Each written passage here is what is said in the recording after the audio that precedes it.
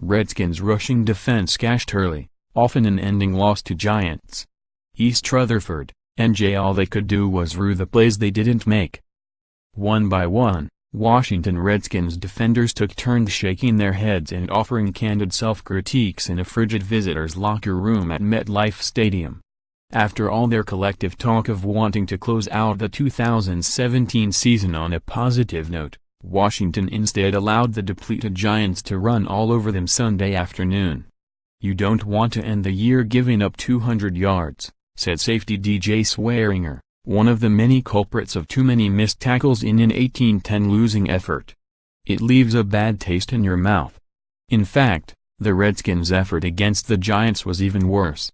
Washington surrendered 260 yards on the ground to help gift its division rival, a team rocked by front office firings and in need of stability, a victory on New Year's Eve. The Redskins, 7-9, entered the game poised to close out the season on a 3-game winning streak, a feat Jay Gruden's club hadn't accomplished since last season. They had expected to ride the momentum of the past 2 weeks and draw a much-needed silver lining out of another disappointing regular season finish. But instead, it was the Giants, 3-13, who repeatedly sliced up the Redskins' defense. Orleans Darkwa set the tone early, taking a handoff just 3 seconds into the game and rumbling 75 yards into the end zone for the Giants' first score. The fourth-year running back slipped by linebacker Marshall Spate, made Swearinger and cornerback Josh Norman whiff, then scampered toward the goal line with 6'6", 286-pound defensive end Anthony Lanier and cornerback Bosch had Breland chasing in vain. "They came out swinging," Spate said. "They made plays and we didn't. Unfortunately, a couple of mishaps out there turned into a big plays."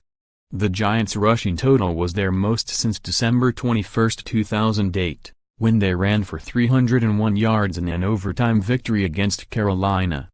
Darkwa's score was the Giants' longest TD run since Ahmad Bradshaw's 88-yarder in Buffalo on December 23, 2007. Darkwa finished with 20 carries for 154 yards. Wayne Gallman, Jr. had 15 carries for 89 yards. Within the first 2:18 of play, the Redskins had dug themselves a 12-0 deficit, thanks to the Darkwa score, a Kirk Cousins interception and an Eli Manning TD pass to receiver Hunter Sharp. "Slow start as usual," Breland said. "And they capitalized off our mistakes in the beginning. And we had to go slow down, redirect and get back to Redskins football." Washington gave up only 6 more points the rest of the way, limiting the Giants to 23 and 29-yard field goals. But the Redskins still allowed Gallman to break off second-half runs of 24 and 21 yards.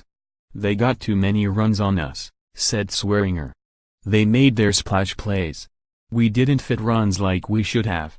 We've got to do better, man," added Spate. "We try to keep those guys out the end zone. Unfortunately, a few plays out there, we didn't really get a chance to show it." Still, Sunday's showing didn't faze the defensive group. The unit still has lofty expectations for itself heading into next season. Said Spate, "It's tough to end the season like we did today. Going into the off-season, we know that we've got one hell of a defense. And once we get the guys back healthy, man, and just keep polishing up on things that need polishing, I know we're going to be a top 10 defense next season. Forget being top 10. Swearinger has his sights set on a top 5 finish for the defense. "I feel like we've got a chance to be one of the best defenses in the league," the safety added. "But it's going to take a little time, a little focus, a little more paying attention to detail, as players, moving forward. And we'll get there. The main thing moving forward is understanding that it is a 16-week grind. Not a 2-week grind or a 3-week grind. It's a 16 to 17